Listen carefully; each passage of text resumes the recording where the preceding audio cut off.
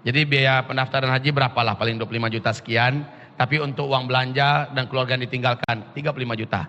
Mak ini bertanya pada saya, Ustadz, kalau mak berangkatkan si Fulan bin Fulan ini haji, mak dapat pahala hajinya enggak Ustadz? Saya jawab, kalau mak ikhlas dan itu dari harta yang benar, dia melaksanakan haji dengan cara yang benar, ikhlas pula sesuai dengan manasiknya Rasulullah, insya Allah dia mabrur hajinya, pahala hajinya mengalir pada emak. Tapi mak rugi.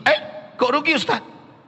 Kan mengalir pahalanya kepada emak, kok rugi? Rugi mak. Uang 35 juta itu kalau mak belanjakan untuk infak fisabilillah, maka mak dapat pahala yang non-stop mengalir kepada mak walaupun mak sudah mati.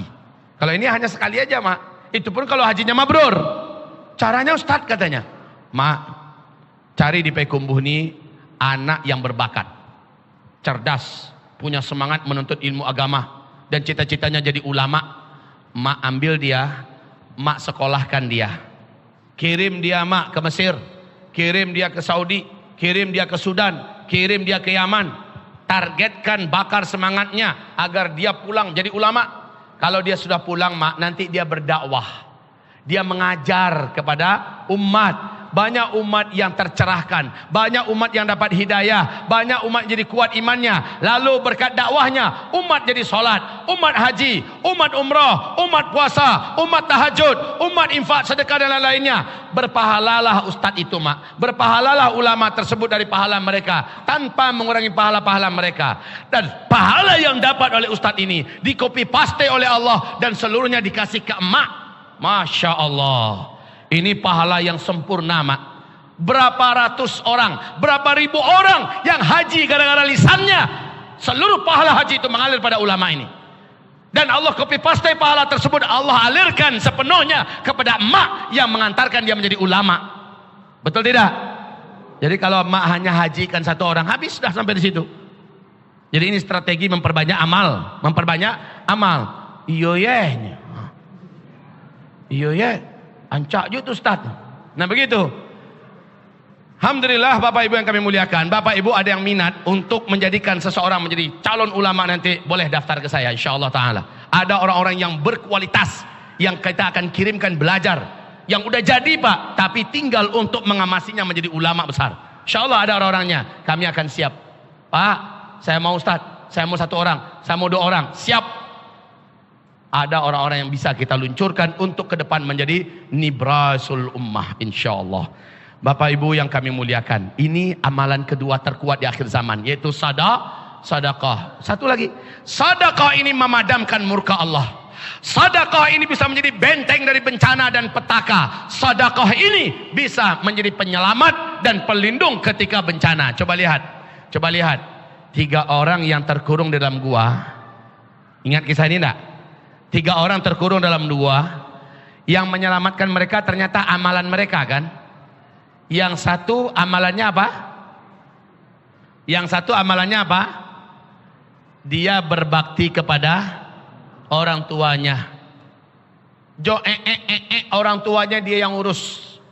Kemana-mana tak gendong, kemana-mana. Ini sama anak ini solehnya betul. Orang tuanya digendong kemana-mana sampai orang tuanya meninggal. Dan orang tuanya ridho kepadanya. Dia sebutkan kepada Allah, ya Rabb, jika engkau ridho dengan amalanku itu, maka bukakanlah pintu yang menutupi gua kami ini. Maka Allah gerakkan batu tersebut, baru sepertiga, belum keluar mereka. Yang kedua menyebutkan amalannya. Apa amalannya? Yang kedua, orang yang kedua. Yang ketiga. Yang kedua apa? Nah, sambil cari informasi, saya minum dulu. Bismillah.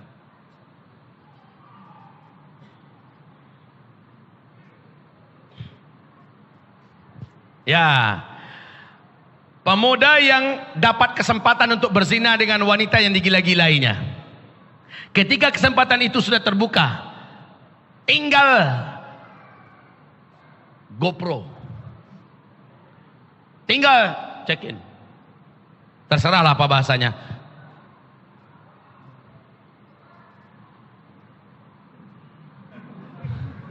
Tinggal mampehan selanya.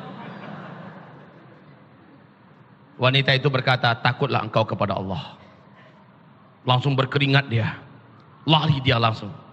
Dan dia tidak jadi melakukan itu karena takut kepada Allah. Ya Allah, jika engkau ridha dengan apa yang aku lakukan ini, jika engkau ridha dengan apa yang aku lakukan ini, maka bukakanlah pintu ini ya Allah. Maka terbukalah. Yang ketiga, nah ini dia sedekah. Yang ketiga ini, ada pegawai saya ya Allah yang gak sempat ambil gaji dan dia sudah pergi. Gajinya itu saya belikan kepada ternak. Ternyata ternaknya itu berkembang biak sampai satu bukit penuh oleh ternak milik dia. Ketika si pegawai itu datang minta tagih, mana gaji saya dulu nggak sempat saya ambil. Saya suruh dia, pergilah kamu ke bukit sana, ada ternak di situ, ambil. Maka dia berkata, yang mana yang ternak saya? Satu bukit itu punya kamu. Dia ambil semua, nggak satu pun disisakan untuk saya. Ya Allah, jika engkau ridha dengan apa yang kulakukan ini sedekah, ya. Ternyata doa yang terakhir ini menyebabkan pintu itu terbuka secara utuh seluruhnya. Barulah mereka selamat dan keluar. Dan sedekah nanti bisa dipanggil, Pak. Sedekah-sedekah kita ini bisa dipanggil di hari-hari genting. Ya Allah, hamba dulu bersedekah membangun masjid, ya Allah. Jika engkau ridha dengan sedekahku itu, aku ikhlas karenamu, aku tidak ceritakan kemana-mana. Jika engkau ridha ya Allah, maka hari ini selamatkan aku dan keluarga aku dari bencana besar ini. Allah selamatkan insya Allah. Allah selamatkan insya Allah ta'ala. Jadi di akhirat, Pak, bukan hanya di akhirat amalan kita bisa menyelamatkan kita, di dunia juga sudah bisa menyelamatkan kita insya Allah ta'ala.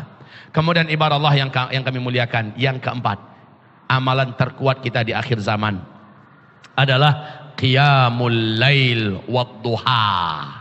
Qiyamul lail wadduha. Tidak perlu saya uraikan ini, tapi sungguh demi Allah, saya mohon kepada Bapak Ibu semuanya, tolong sekarang wajibkan di keluarga kita saling bangun membangunkan untuk melaksanakan qiyamul lail. Waktu kita tinggal nunggu bulan, Pak. Ustadz, nunggu bulan apa? Tinggal nunggu bulan, bukan nunggu tahun. Ini terjadi. Ini nomor 2, 3, 4, ya. 2, 3, 4 ini terjadi dalam hitungan bulan. Kita bukan nunggu tahun, Pak. Nah, kalau begitu tolong tahajudnya. Dalam tahajud itu sengajakan berdoa sebelum orang azan. Angkat tangan. Angkat tangan, angkat tangan. Doalah kepada Allah. Mintalah kepada Allah. Doa, ya Rabb, ya Rabb, ya Rabb. Rasulullah bersabda, man sarrahu ay yastajiballahu lahu inda syada'idi wal karib falyukthiri du'a inda raha. Siapa saja yang sekali dia berdoa di saat genting kepada Allah, langsung Allah kabulkan doanya. Siapa yang mau diperlakukan oleh Allah seperti itu, maka ketika masih lapang dan tenang, perbanyaklah dia berdoa kepada Allah. Bapak sudah tahu kan, sudah dengarkan apa yang saya sampaikan ini? Sudah. Kalau begitu dari sekarang, khususnya pas lepas tahajud, berdoalah kepada Allah, Bapak Ibu. Angkat tangan, minta. Kalau perlu pakai nangis, ya Allah selamatkan hamba. Kalau terjadi tsunami, kalau terjadi gunung meletus, kalau terjadi likuifaksi, kalau terjadi gunung meletus, apa saja bencana, peperangan, pertumpahan darah dan sebagainya, selamatkan hamba dan keluarga hamba ya Allah. Begitu, Pak. Nyinyir lah, minta nyinyir, nyinyir, nyinyir. Sekarang nyinyir, doa. Ya, tahajud duha, tahajud duha, tahajud duha, dan doa minta kepada Allah keselamatan dari berbagai macam keburukan yang akan terjadi dalam waktu dekat. Ibarat Allah yang kami muliakan. Kemudian amalan fisik, benteng fisik. Bapak Ibu, kepada kita semua, baik laki-laki atau wanita, dari segi makanan, tobat nasuhalah Bapak yang terlanjur suka dengan makanan-makanan kaleng, minuman-minuman kaleng, makanan-makanan cepat saji, makanan modern yang gak jelas halal atau haramnya. Tobat nasuha Bapak Ibu, dan jangan berhenti, jangan diteruskan, berhenti. Pastikan kulkas kita sudah tidak diisi lagi benda-benda kaleng-kaleng yang karu-karuan. Ya, makanan, minuman cepat-cepat saji, makan-makan modern sekarang. Wallah, demi Allah Bapak Ibu yang kami muliakan, hati-hatilah. Coba baca buku Armageddon oleh Wisnu Sasongko. Bahayanya dukhon yang akan menimpa kita nanti. Bahayanya dukhon menimpa kita. Dukhon ini akan menjadikan kulit-kulit orang melepuh. Siapa kulit-kulit orang yang melepuh ini? Orang-orang yang terinfeksi makanan minuman cepat saji. Apalagi makan-makan minuman jelas-jelas haramnya. Para perokok, pencandu-pencandu rokok juga termasuk yang paling menderita ketika dukhon. Dia yang termasuk paling tersiksa ketika dukhon. matanya seperti mau keluar, jantungnya seperti hangus terbakar karena dukhan, sementara kulitnya melepuh seperti masuk ke dalam oven. Para peminum-peminum yang beralkohol, minum-minum mabuk, atau para pencandu Coca-Cola, Sprite, 7 Up, M150, Krating dan lain-lainnya. Ini makanan yang sangat tidak baik untuk dikonsumsi. Apapun yang kalian-kalian yang minum, semuanya Bapak wajib curiga. Di Metro TV baru-baru saja diberitakan, ternyata Indonesia adalah pemilik penyebaran air mineral paling berbahaya di dunia. Kandungan air mineral yang banyak menyebar di Indonesia banyak mengandung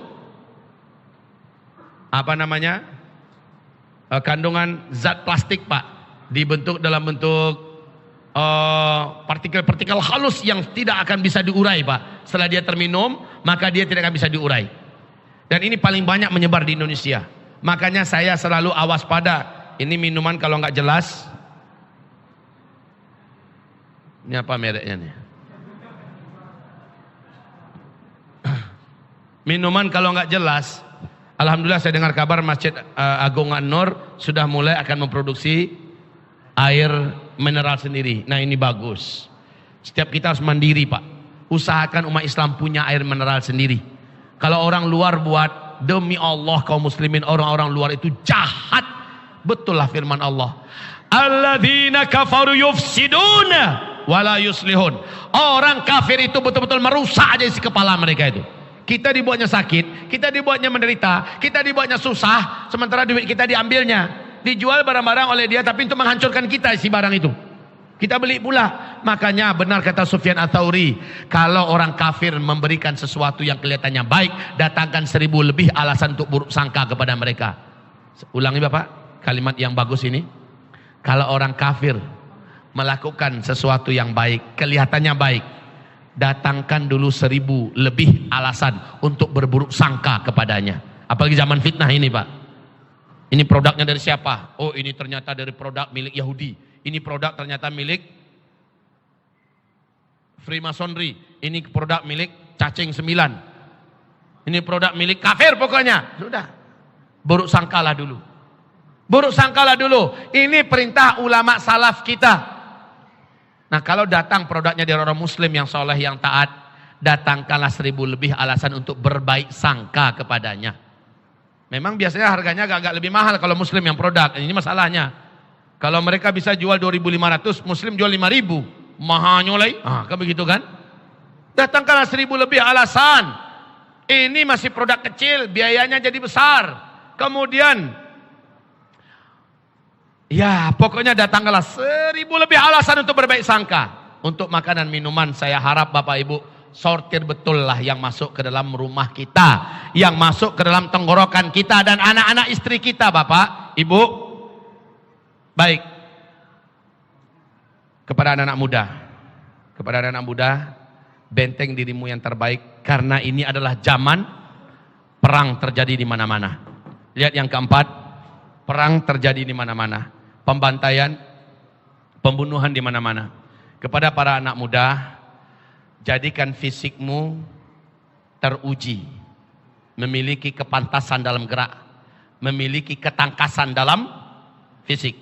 Tangkas, memiliki kemampuan bela diri, berlari dalam jangka yang cukup jauh sanggup, berenang dalam jangka yang cukup jauh sanggup, ya.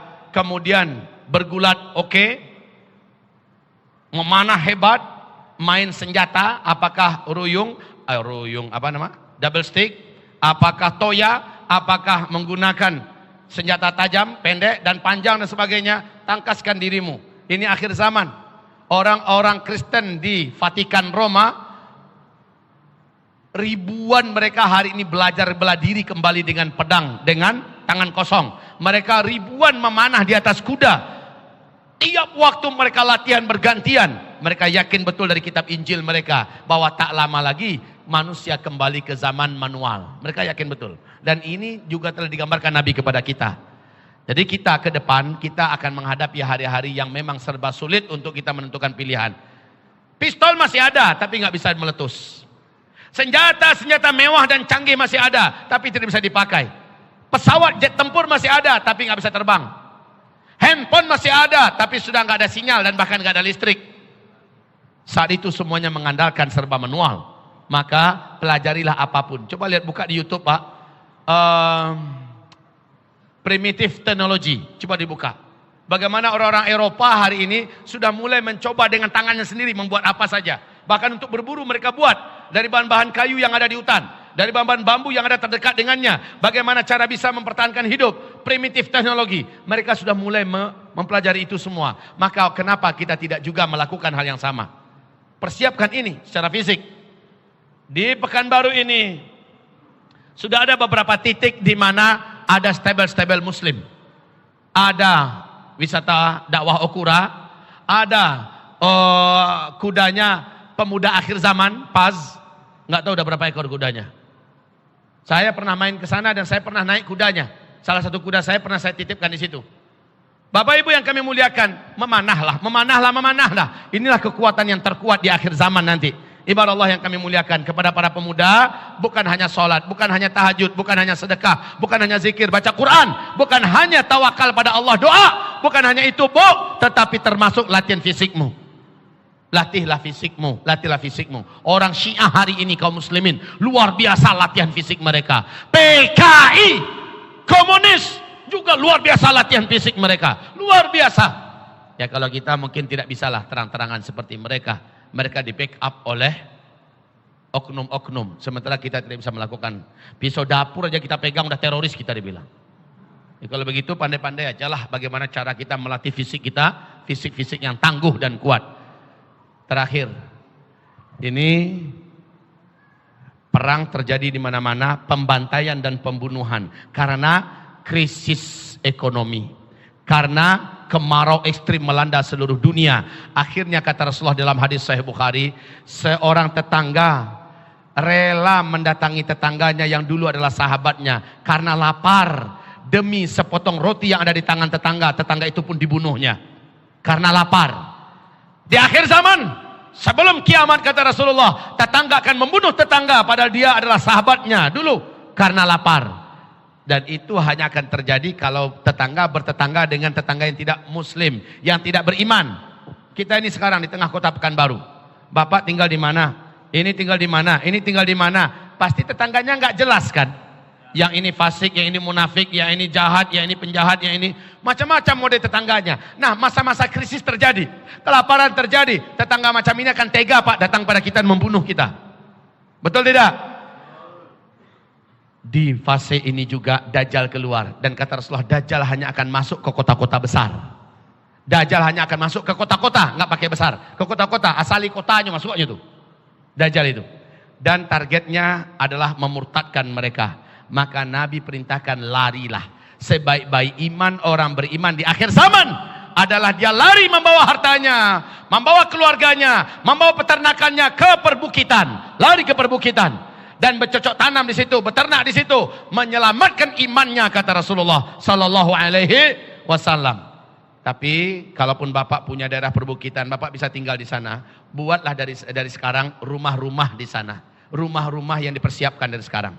Cuma saran saya jangan sendirian. Bawalah komunitas, mungkin 50 kakak, 100 kakak merapat ke situ tempat yang sudah disiapkan. Tempat itu saya istilahkan dengan istilah saya K3AZ. Komunitas Kampung Kurma Akhir Zaman.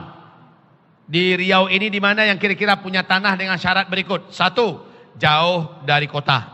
2, jauh dari laut. 3, tinggi dari laut. 4, jauh dari gunung-gunung berapi.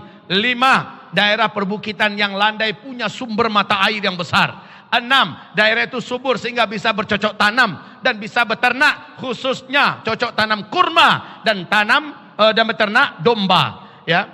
Yang ketujuh, kawasan itu sebaiknya berbatasan dengan hutan lindung. Yang kedelapan, mudah-mudahan warga sekitaran juga sudah memahami visi misi kita. Nah, bawalah orang-orang beriman yang soleh-soleh dari sekarang, kapling-kapling daerah itu. Kapling-kapling daerah itu dari sekarang. Nanti kalau ada apa-apa kita sudah tahu, kita sudah punya tempat yang sudah siap. Sebelum terjadi apa-apa, kita tetap melaksanakan aktivitas sehari-hari kita di kota. Anak kita sekolah, kita bekerja, semuanya normal di kota. Tapi kalau sudah nampak petunjuk yang terang benderang, tempat kita sudah ada. Orang-orang beriman semuanya udah lari ke sana. Dajjal tidak akan nyampe ke situ, insyaallah. Penjahat-penjahat yang membuat geng-geng untuk merampok kemana-mana akan berpikir ratusan mungkin ribuan kali untuk mendatangi suatu kawasan, orang-orang beriman kumpul di kawasan itu. Begitu Pak. Dan kami di Payakumbuh sudah menyiapkan lokasi tersendiri pula. Disitulah pesantren kita sekarang, insya Allah Ta'ala. Disitulah pendidikan kami. Dan satu persatu saya mulai membangun perkampungan muslim di sana Pak. Nah sekarang Bapak Riau, silakan cari pula komunitasnya dengan mana. Saya harapkan ada ulama di tengah-tengah kita nanti. Siapkan satu kaplingan untuk ulama. Ustadz, kami bangun rumah di situ. Kami buat peternakan situ, pertanian di situ. Lalu kami tinggal di kota. Lah yang merawat situ siapa? Manajemen K3AZ lah yang akan memberdayakan warga setempat yang amanah. Bekerja sama dengan pemerintah setempat yang amanah untuk memanfaatkan tempat itu. Rumah-rumahnya bagaimana Ustaz? Jadikan pondok-pondok pesantren tahfizul Quran yang akan memanfaatkan sehingga pahalanya mengalir terus. Rumahnya terjaga, pahalanya mengalir. Nah nanti kalau udah betul positif terjadi, kita sudah punya satu tempat di mana orang-orang beriman saja yang tinggal di situ. Segersang apapun, sekemarau apapun bumi ini, sekacau apapun, insya Allah tempat ini tempat orang beriman yang soleh-soleh, Allah jamin rezeki mereka. Paham maksud saya nih Bapak? Paham maksud saya Bu? Maka berundinglah dengan istrinya Pak. Buat dari sekarang. Ustadz itu kalau kami punya pitih. Kalau kami tidak punya pitih bagaimana? Kan jo pitih membangun rumah tuh. Rumahnya rumah sederhana saja. Rumah 15 juta, 20 juta, 25 juta. Ini kan jo pitih jo tuh Ustadz. Anta nak tahu mulai itu. Terserahlah. Mau pakai tenda, pakai apa. Pokoknya persiapkan satu tempat. Di mana kita nanti akan hijrah ke tempat tersebut. Tapi sebelum itu semua terjadi, kita tetap di sini. Petunjuk puncaknya kata Nabi, petaka besar menimpa dan meteor akan menghantam bumi, dukhon terjadi apabila di langit sudah berkeliling selama 3 sampai 7 hari bintang berekor mengelilingi dunia. Tidak satu pun manusia di bumi kecuali bisa menyaksikan bintang berekor itu dengan mata telanjang. Jadi apabila itu sudah kamu saksikan kata Rasulullah, larilah, bawalah dan selamatkanlah dirimu dan keluargamu ke tempat yang telah disiapkan. Siapkan makanan dan minuman yang dapat bertahan untuk diri kalian dan keluarga kalian selama 1 tahun. Demikian sabda Rasulullah Sallallahu Alaihi Wasallam. Demikian Bapak Ibu. Sekarang di Aceh kurma-kurmanya ratusan hektar sudah setinggi 3 meter. Sudah setinggi 3 meter dan kurma ini sudah mulai belajar berbuah. Ratusan hektar Pak. Alhamdulillah. Langsung gubernur dulu yang ikut meresmikannya, Gubernur Aceh. Saya sedih sekali melihat Riau yang seluas ini tanahnya sawit yang ditanam. Sedih sekali. Apalah salahnya kurma yang ditanam. Kurma ini bisa tumbuh. Di negeri gersang saja dia bisa tumbuh, apalagi negeri tropis. Dan ada jenis-jenis kurma yang paling cocok dengan negeri tropis kita. Dan ini contoh yang ditanam di Aceh. Tanam itu. Dan harapan saya juga, walaupun kita hidupnya di Pekanbaru, di kota, tempat yang seperti saya katakan tadi itu, kalau dapat Januari Februari ini sudah kita putuskan Pak, tempat itu untuk Riau. Saya tidak mengajak orang ya untuk merapat ke Payakumbuh Sumatera Barat, saya enggak ngajak. Tapi kalau ada, Ustadz kami orang Minang juga Ustadz, kami ingin pulang bersama-sama juga Ustadz nanti. Bagaimana Ustadz, bisa enggak? Bisa. Silakan merapat. Tapi saya lebih menganjurkan setiap provinsi punya tempat sendiri. Setiap provinsi punya tempat sendiri. Dan sebaiknya ada ulama yang akan mengayomi mereka. Persiapkan itu tempat. Saya hanya sekedar menyampaikan ya. Nanti akan banyak mungkin yang mencibir. Alah kaji Ustadz kok. Nana doa-doa saja nak indah sih disampaikannya. Ya udahlah, saya samakan kasus yang saya lakukan sekarang ini dengan Nabi Nuh membangun kapal di atas. Banyak orang yang mencibir, banyak orang yang tidak percaya dan mentertawakan menganggap Nuh gila. Maka Zulkifli Muhammad Ali melakukan hal yang sama, mengajak kita mempersiapkan sebuah perkampungan muslim untuk penyelamatan iman, keluarga, harta, kehormatan di akhir zaman ini, di satu tempat yang orang-orang beriman saja yang layak untuk menghuni tempat itu. Orang-orang beriman yang soleh-soleh maksud saya. Demikian dari saya Bapak Ibu. Semoga bermanfaat apa yang saya sampaikan. Silakan diskusi dan tanya jawab kita kalau ada yang mau bertanya jawab. Ibu-ibu khususnya Ditulis saja Bu, tapi minta tolong tulisannya besar. Tulisannya besar, kemudian jangan tulisan sambung. Tulisan besar, tulisannya jelas. Yang Bapak sebaiknya juga jangan bertele-tele, ditulis saja. Ditulis saja. Sebelum tanya jawab ini dan sambil menulis, saya menghimbau dan mengajak kita semua.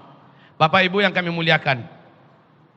Alhamdulillah, pondok pesantren kami sekarang ini sudah masuk ke tingkat SMA. Tahun ini resmi membuka tingkat SMA. Syarat anak-anak yang kami terima memang agak berat. Yang tamatan SMP, tapi syaratnya sudah wajib hafiz Quran 30 juz. Ini kami terima yang sudah hafiz Al-Quran 30 juz. Minimal hafalannya 20 juz tapi mutqin, kokoh. Bila dia bisa bahasa Arab, prioritas kami terima yang sudah pandai bahasa Arab. Tapi yang belum pandai bahasa Arab, kami akan masukkan dia i'dad dulu. I'dad dulu persiapan selama 6 bulan, kalau paling lama 1 tahun, untuk agar dia bisa membaca kitab kuning dengan lancar. Nah sekarang tingkat SMP kita sudah dibuka dan pendaftarannya untuk sesi pertama sudah tutup. Alhamdulillah Bapak Ibu, anak-anak kita dalam 1 tahun 2 tahun hafiz Quran dan dengan itqan, dengan kuat insyaAllah ta'ala. Anak-anak ini juga memiliki keilmuan yang cukup mumpuni, ibadah yang lurus, akidah yang kuat. Maka pesantren ini kami sebut dengan Madrasah Mulazamah Al-Huffaz. Tempatnya di ibu kota Payakumbuh. Ya. Yang akan memasukkan anaknya lepas SD syaratnya wajib bacaan Qurannya bersih. Sekarang untuk tingkat SMA, Bapak Ibu yang kami muliakan, kami sedang melakukan pembangunan. Pembangunan ini tidak menempel sedikit pun dan mengajukan proposal kepada pemerintah. Tidak pernah. Kami juga tidak pernah mengajukan proposal ke Arab Saudi, ke Qatar dan lain-lainnya. Betul-betul berdiri di atas kaki sendiri dan hanya menyampaikan kepada orang-orang beriman. Seperti hari ini. Saya tidak kisahlah mau berapa pun Bapak akan berinfak. Untuk pembangunan ini mau 1 sak semen, mau 1 karung pasir, mau 1 meter. 1 meternya 2.300.000. Luasnya 1.404 meter. Sekarang yang sudah terkumpul 934 meter. Alhamdulillah yang sudah terkumpul, yang sudah terkumpul 434 meter. Siang ini Bapak Ibu berkenan kalau saya minta agar kita sama-sama menggalang dana untuk pembangunan pondok pesantren kita ini. Bapak Ibu bangunkan, saya yang mengelola. Itu maksud saya. Saya yang punya tenaga, saya yang punya fikir, dan saya punya tim, kami yang ngajar. Yang membangunkan tempatnya dan pahalanya mengalir sampai ibu bapak mati adalah Bapak Ibu semua. Maka ini adalah difasilitasi oleh kita semua. Dari kita dan untuk kita. Silakan dibantu kawan-kawan. Jika ada yang bisa menolong, membantu. Dijalankan saja. Semoga Bapak Ibu semuanya ikut dalam kaplingan amal soleh ini. Tafadhol. Silakan kalau ada pertanyaan. Ini ada pertanyaan, sambil jalan dulu. Saya kasih waktu dalam 3 menit. Masya Allah. Gadang karatehnya kok. Silakan sambil jalan. Ibu-ibu juga kalau ada akhwat-akhwat kita.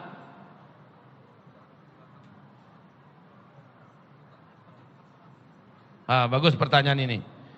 Berapa ukuran tinggi bukit dataran tinggi yang dianjurkan untuk persiapan akhir zaman? Saran saya di atas 200 meter. Ketinggian saya di atas 200 meter ketinggiannya. Jauhnya dari laut memang maksimalkanlah. Makin jauh makin bagus. Ya, makin tinggi makin bagus. Dan punya sumber mata air, bukan air sungai ya. Tapi sumber mata air sendiri. Mata air. Begitu. Silakan. Ada yang jalan belum? Ini yang jalan untuk pembangunan pondok pesantren kita. 1 meternya 2.300.000 Bapak Ibu. Tafadhol Bapak berinfak 1 meter, 2 meter, setengah meter, 1/4 meter, atau sak semin, 2 sak semin dan sebagainya. Seluruhnya akan tetap memberikan kekuatan tersendiri bagi berdirinya kita untuk mempersiapkan generasi-generasi ulama kita di masa depan.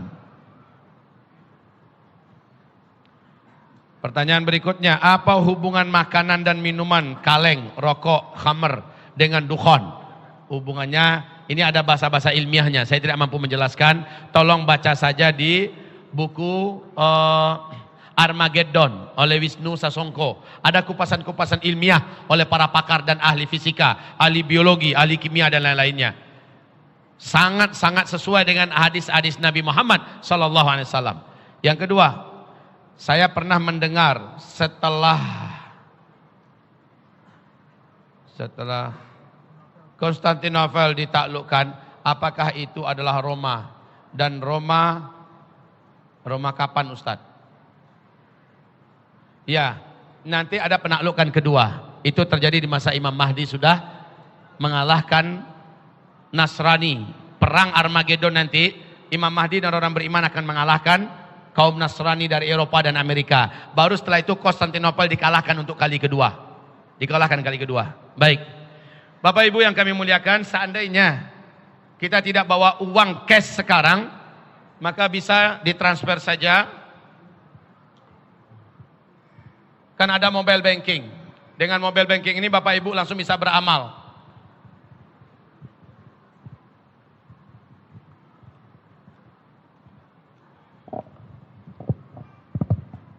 Bank Syariah Mandiri 063000008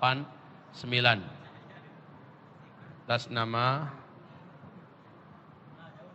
Zulkifliha. BCA hanya sekedar numpang nomor Pak, 614-5047360 atas nama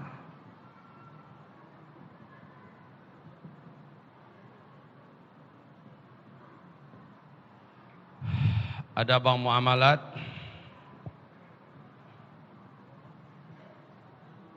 Nanti konfirmasinya silakan ke nomor 081266011331. Ini nomor pribadi saya. Dan juga 085292222408.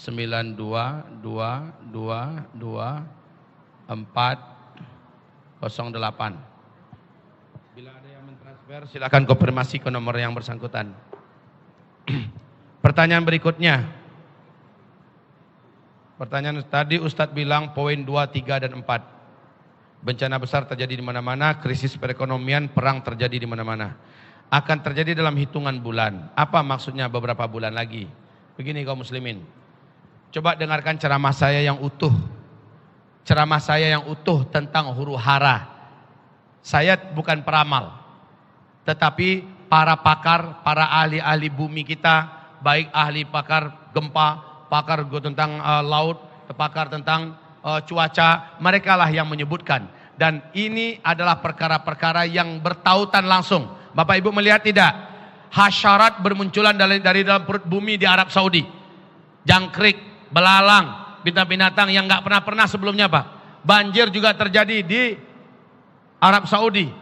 Badai juga terjadi di Arab Saudi. Dulu-dulu tidak pernah. Pada tahun ini akan lebih berat lagi daripada tahun kemarin. Dan itu kalau di Arab Saudi saja begitu tenang, begitu makmur dan subur.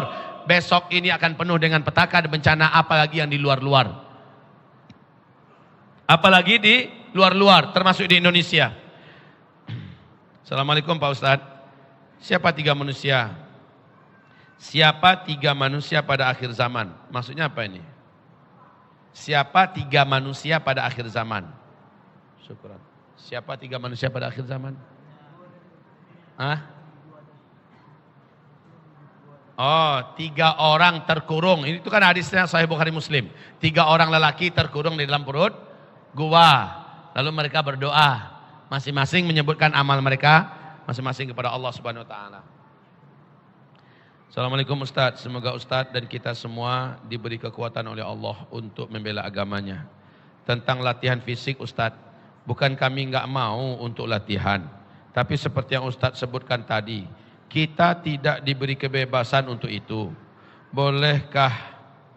Bahkan salah satu tempat yang Ustadz sebutkan tadi, ada yang berbayar dan waktunya terbatas. Bagaimana sebaiknya kami berbuat? Nah, latihan fisik itu, kaum muslimin, kan gak harus di tempat yang berbayar. Push up di rumah berkali-kali apa gak bisa? Sit up berkali-kali apa gak bisa? Maraton mengelilingi rumah apa gak bisa? Yang kayak gitu, kan gak harus cari yang berbayar. Fitness, ngandalkan otot-otot kekar. Iya bukan begitu juga. Jadi kaum muslimin, fleksibel saja. Ya, mencabuk utang yisna beraja berenang. Kan bisa juga itu. Ya, baik. Intinya, lakukanlah persiapan ini dengan cerdas tanpa harus banyak mengeluarkan duit. Assalamualaikum, semoga Ustadz dan keluarga berada dalam rahmat Allah. Amin.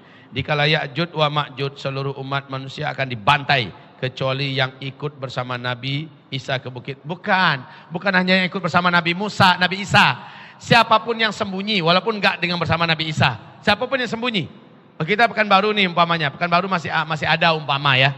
Kita larilah kemana-mana, ke bukit, ke gua, ke lorong-lorong, kemana-mana. Sembunyi aja, karena Ya'jud Ma'jud juga enggak akan mau repot-repot. Nyari kita ke semak-semak, enggak akan mau Ya'jud Ma'jud begitu. Ya, dia hanya lihat siapa yang nampak, disikatnya. Lalu apakah orang kafir juga ikut bersama? Apakah mereka selamat? Karena semua ini insting untuk hidup. Mereka tahu Ya'jud Ma'jud ini suka bunuh, walaupun orang kafir akan lari juga nanti itu. Akan sembunyi, Pak. Jadi orang kafir, orang mukmin semuanya akan melakukan hal yang sifatnya spontan untuk menyelamatkan diri. Assalamualaikum warahmatullahi wabarakatuh. Pertanyaan, mohon maaf agak keluar dari tema. Bagaimana kondisi Palestina sekarang? Palestina sekarang dalam waktu yang dekat insya Allah akan kembali dibebaskan oleh orang-orang beriman dan memerdekakan Masjidil Aqsa. Amin. Masjidil Aqsa dimerdekakan, maka khilafah Islamiyah akan dikumandangkan dan bergaung di Palestina nanti. Dan itulah negeri yang paling tenang di akhir zaman, kata Nabi Sallallahu Alaihi Wasallam. Assalamualaikum Ustaz, saya punya teman yang sangat suka pada ISIS. Bagaimana menurut Ustaz? Biarin aja. ISIS ini jelas punya akidah khawarij, mengkafir-kafirkan orang lain. Jadi kalau punya teman ISIS, malah bagus laporkan ke polisi cepat. Selesai. Ustaz kasihan Ustaz, nanti dia ditangkap, bawa belur. Ya sudah, ngapain dia pilih akidah ISIS? Akidah ISIS ini sesat dan menyesatkan. Assalamualaikum. Ustaz, bagaimana hukumnya membuat karikatur? Aduh, pertanyaan terakhir zaman aja lah. Ini karikatur pula ditanya. Karikatur animasi dari komputer. Apakah itu termasuk? Ini termasuk perbuatan lagha. Orang beriman tidak akan pernah dimasukkan ke dalam surga Firdaus karena walladzina hum 'anil lagwi mu'ridun. Orang-orang beriman yang akan masuk surga Firdaus adalah yang menghindar dari segala perbuatan yang lagha. Menghabiskan waktu untuk sesuatu yang tidak bermanfaat, animasi, membuat lukisan, membuat ukiran dan sebagainya. Hadza minal lagwi. Ini termasuk di antara perbuatan lagha. Bagaimana kalau animasinya Ustadz untuk dakwah?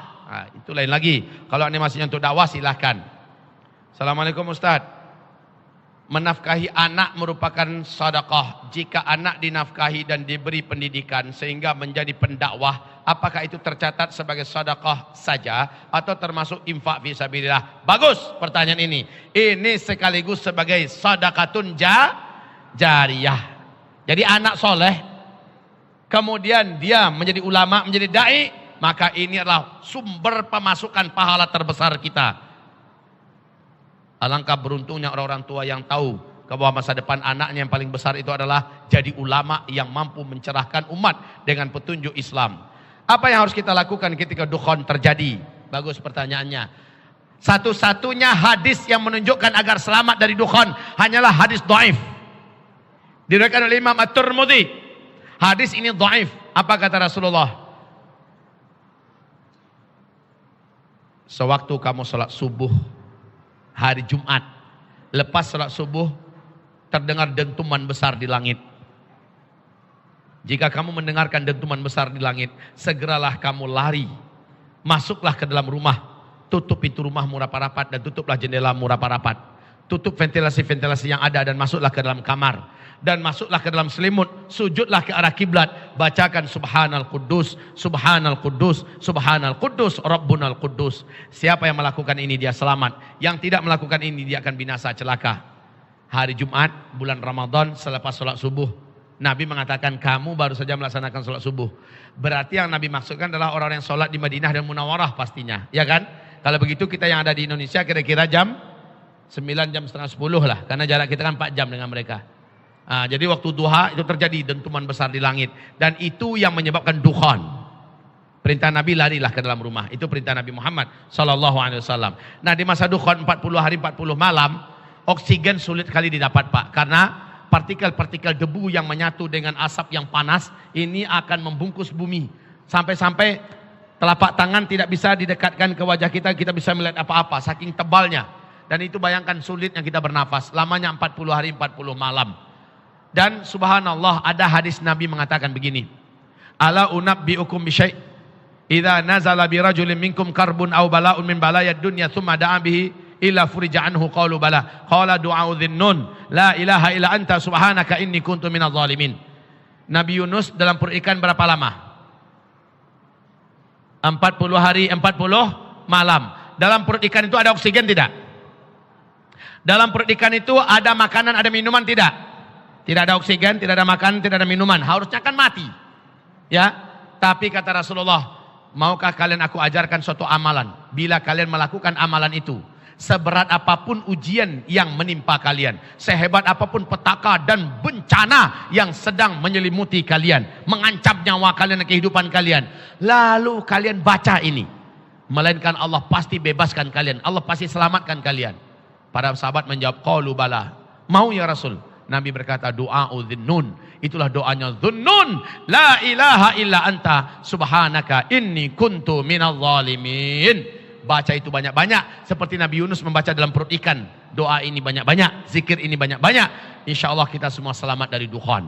Jadi ini pertanyaan yang bagus. Habis? Habis ya?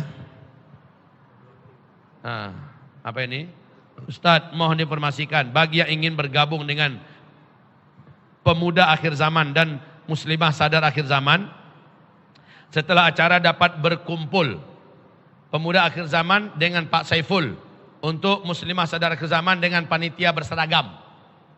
Siapa yang akan bergabung? Muslimah bergabung dengan muslimah sadar akhir zaman, Musaz. Kalau yang laki-laki dengan Paz, pemuda akhir zaman. Silakan merapat. Bagaimana kita sudah melaksanakan sholat 40 hari 40 malam tetapi bacaan imamnya tidak fasih? Enggak apa-apa. Enggak apa-apa. Bacaan imamnya tidak fasih tidak membatalkan sholat. Ya kalau dapat carilah masjid yang bacaan imamnya bagus, kayak Masjid Agung An-Nur. Bagaimana menyikapi orang tua kita yang tidak mendukung untuk belajar agama? Belajar agama ini hukumnya wajib, didukung nggak didukung tetap kita laksanakan. Belajar agama hukumnya wajib, didukung atau nggak didukung tetap wajib dilaksanakan. Yang sifatnya fardu ain, maka tidak ada istilahnya minta izin pada makhluk. Kalau makhluk mengizinkan bagus, tidak diizinkannya ya terserah, kita tetap jalankan. Ya, baik. Mungkin sampai di situ saja. Kita cukupkan sampai di sini. Semoga bermanfaat apa yang saya sampaikan Bapak Ibu. Nanti malam ada acara menyingkap rahasia dan fitnah Al-Masih Ad-Dajjal. Tempatnya di Jalan Tamrin ya. Arifin Ahmad di kantornya Silver Silk. Mereka acara ulang tahun yang ke-19 kalau nggak salah. Minta saya memberi tabligh akbar untuk pengajian judulnya menyingkap rahasia dan fitnah Al-Masih Ad-Dajjal. Siapa keluarga kita yang belum mendengarkan seluk-beluk Dajjal dan cara selamat dari Dajjal, ya silahkan merapat nanti maghrib insyaallah acaranya. Barakallahu fina fikum jami'an, astaghfirullahalazim li wa lakum wala haula wala quwata illa billah. Dua ini seluruhnya ada di luar sana. Ini adalah herbal madu yang sudah diruqyah, madu yang berkualitas bagus sudah diruqyah, dan ini adalah parfum kasturi yang juga sudah diruqyah, parfum kesukaannya Rasulullah sallallahu alaihi wasallam. Siapapun yang mengenakan parfum ini, seandainya dalam tubuhnya ada pengganggu-pengganggu gaib dalam darahnya, maka insya Allah Allah jadikan setan-setan tersebut tidak akan mampu bertahan. Dan kita berdoa semoga Allah enyahkan setan-setan itu. Dalam setiap pembelian ini, khususnya kasturi, 100% adalah untuk perjuangan dan penegakan agama Allah subhanahu wa ta'ala hasilnya. Bukan buat ustadz, bukan buat tim. Tapi madu, sepersekian persen memang disiapkan untuk agama Allah subhanahu wa ta'ala. Semoga bermanfaat. Bendanya ada di luar sana. Baik Bapak Ibu yang kami muliakan, demikian saja. Mari kita baca surat Wal Asri. A'udzu billahi minasyaitonir rajim. Bismillahirrahmanirrahim. Wal 'asri innal insana lafi khusr illa alladhina amanu wa 'amilus shalihat wa tawasaw bil haqq wa tawasaw bis sabr. Allahumma arhamna bil Qur'an wa sadaqallahul azim. Mari kita baca sama-sama doa kafaratul majlis. Sabda Rasul, siapa yang membaca doa ini sebelum ia berdiri di tempat duduknya masing-masing, Allah gugurkan seluruh dosa-dosa kecil yang ia perbuat sebelum itu. Kita baca, Subhanakallahumma wa bihamdika asyhadu an la ilaha illa anta astaghfiruka wa atubu ilaik. Walhamdulillahi rabbil alamin. Wabillahi taufiq wal hidayah. Mohon maaf lahir dan batin. Wassalamualaikum warahmatullahi wabarakatuh.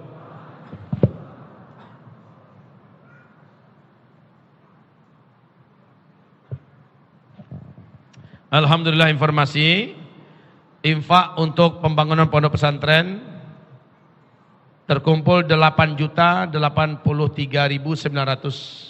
rupiah tambah 26 ringgit, tambah 26 ringgit. Berarti kalau 1 meternya 2.300.000, ini kira-kira kurang dari 4 meter ya, kurang dari 4 meter. Mudah-mudahan ada yang bisa menggenapkan ke 4 meter. Berarti 9.200.000 ya, 9.200.000. Sisanya berarti 1.100.000 lagi. Siapa yang akan menambahkan, semoga Allah menambahkan pula kehidupannya dan rezekinya dalam kebaikan. InsyaAllah demikian saja Bapak Ibu. Assalamualaikum warahmatullahi wabarakatuh.